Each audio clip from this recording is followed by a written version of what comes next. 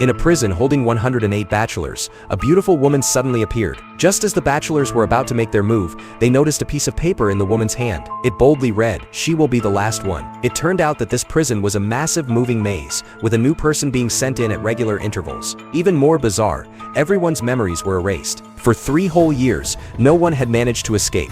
The maze changed shape every day. It wasn't until Thomas arrived that everything began to change. When he first appeared in the maze and saw a group of desperate bachelors, he immediately turned to run, only to find a giant wall, 100 meters high, blocking his path. With his memory erased, Thomas was completely stunned. Luckily, Albie, the leader of the group, took him under his wing and shared some basics of the maze. This helped Thomas calm down. There was one rule everyone had to follow: absolutely no one was allowed to leave the maze. Thomas almost believed Albie, but then 2 men appeared from the entrance. They were called runners and were the only ones able to enter and exit the maze. Thomas thought Albie was trying to deceive him and decided to enter the maze to investigate. Just as he was about to go, a man shoved him to the ground. This man was Newt, the strongest person there. Just as Thomas was about to fight him, a fierce wind suddenly whipped through the maze, followed by a loud noise. Thomas saw the massive steel doors slowly closing. That night, a loud crash echoed through the maze. Thomas was warned that no one could survive outside the maze overnight because a terrifying monster roamed the area after dark. Anyone who had seen it up close had died. The next morning, Thomas saw Albie and the runners head back into the maze,